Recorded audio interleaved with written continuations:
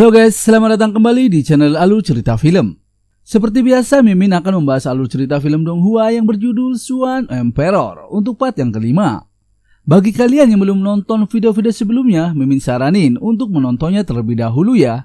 Linknya ada di deskripsi. Oke, tanpa berlama-lama lagi, Mimin akan masuk ke dalam alur cerita Swan Emperor. Di episode sebelumnya, Wakil Dekan Lu bertemu dengan Yu Xuanmei dari klan Rubah. Kedatangan Yu Xuanmei adalah ingin bertarung dengan Wakil Dekan Lu. Mereka pun bersiap-siap untuk bertarung. Wang Fan pun langsung mundur dan melihat pertarungan dari kejauhan. Pertarungan pun tak terhindarkan. Mereka saling menyerang dengan kekuatannya masing-masing.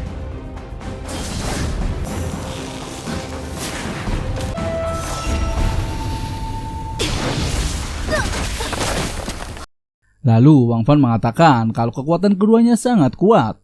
Mereka pun bertarung dengan cukup lama dan keduanya masih saling menyerang. Lalu Nona Yu Xuanmei mengeluarkan keterampilan bela diri dewanya dan langsung menyerang ke arah Wakil Dekan Lu. Wang Fan pun tahu tentang keterampilan yang dimiliki oleh Nona Yu Xuanmei, lalu ia meminta kepada Wakil Dekan untuk berhati-hati. Dan ia juga mengatakan kalau refleksi cahaya bulan, sungai, dan gunung diciptakan oleh seorang Golden Martial God dari ras rubah surgawi. Dan keterampilan ini sangat membahayakan karena semuanya bisa terbunuh yang ada di bawahnya. Seketika Nona Yu Xuanmei mengatakan kalau teknik ini sangat sedikit orang yang tahu karena teknik ini hanya berasal dari klannya sendiri. Namun kenapa Wang Fan bisa tahu semua teknik yang ia gunakan? Wakil Dekan Lu juga angkat bicara kalau Wang Fan sebagai kutu buku akhirnya bisa berguna. Dan ia langsung mengeluarkan keterampilan jiwa bela dirinya yaitu Yin dan Yang. Ia pun langsung menyerang dan mengenainya. Namun Nona Yu Xuanmei tidak tinggal diam. Ia langsung mengcounter serangannya dan juga langsung mengenai Wakil Dekan Lu.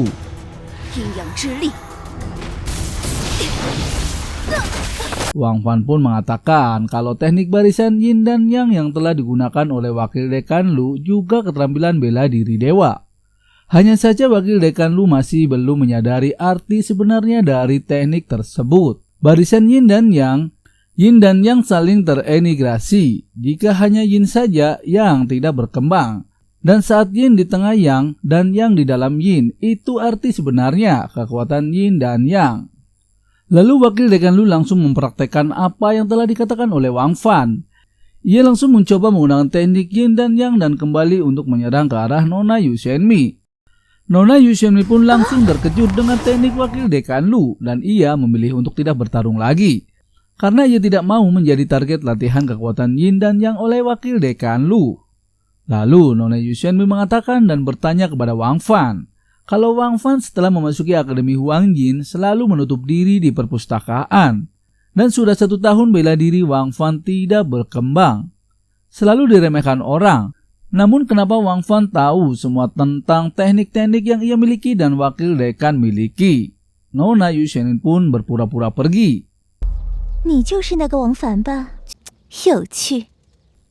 Di saat itu juga Wakil Dekan Lu mengatakan kepada Wang Fan.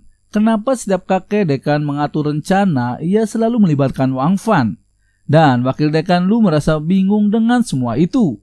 Wakil Dekan Lu juga akhirnya tahu kalau teknik barisan Yin dan Yang karena Wang Fan.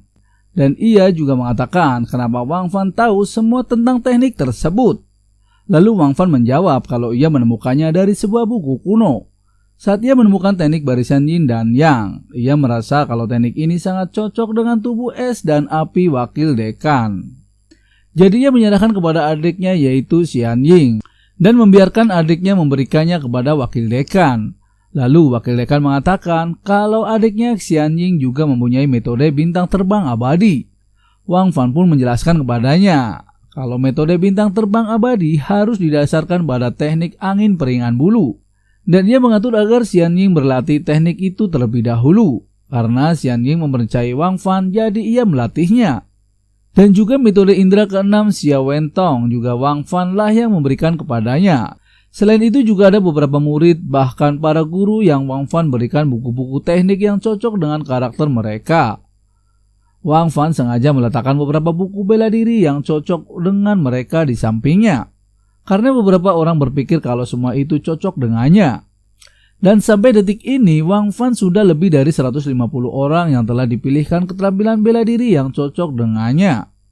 Lalu, Wakil Dekan Lu mengatakan kenapa Wang Fan tidak berlatih sendiri dengan buku teknik tersebut.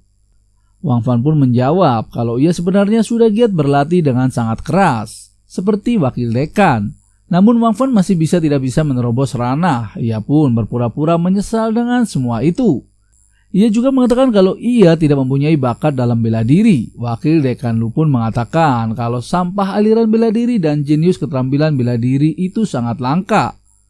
Dan Wakil Dekan meminta Wang Fan untuk bertanggung jawab untuk memilihkan murid-murid di akademinya sesuai dengan karakteristik mereka. Namun Wang Fan menolak permintaan Wakil Dekan Lu. Lalu Wakil Dekan juga mengatakan kenapa Wang Fan tidak mau berkontribusi dalam akademinya. Wang Fan pun menjawab kalau ia tidak ada alasan, hanya saja tidak mungkin. Karena ia ingin hidup beberapa hari lagi dan ia takut tidak bisa melindungi dirinya sendiri. Wakil Dekan Lu pun tidak bisa memaksanya. Lalu ia pun pergi meninggalkan Wang Fan.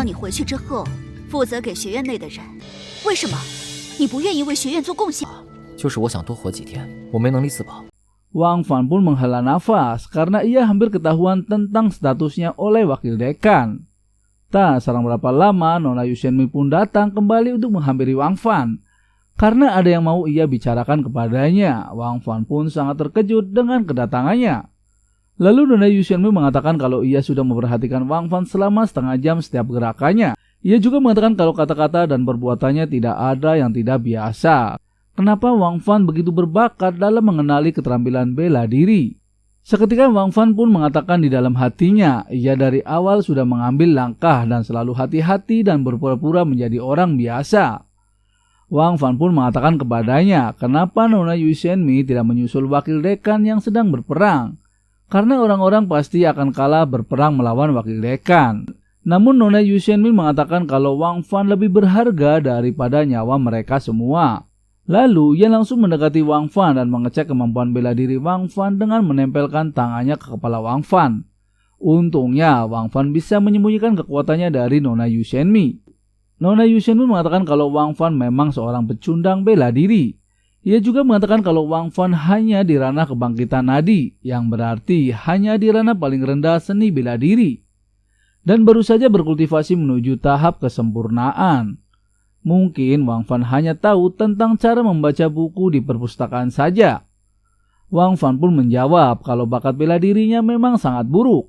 Namun Nona Yu Shenmei merasa curiga kenapa Wang Fan bisa mengenali teknik refleksi cahaya bulan, sungai, dan gunung miliknya.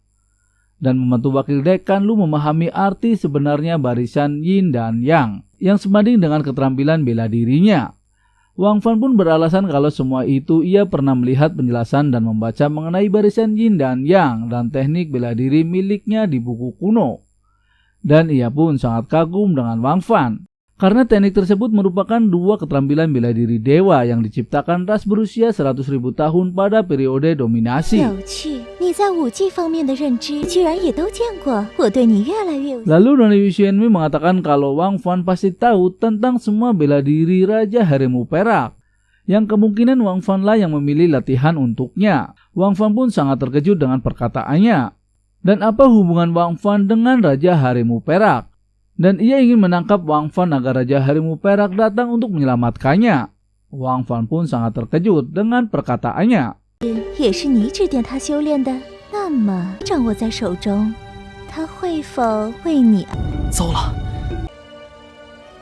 Lalu bagaimana keseruannya? Mimin akan lanjut di episode selanjutnya ya. Terima kasih.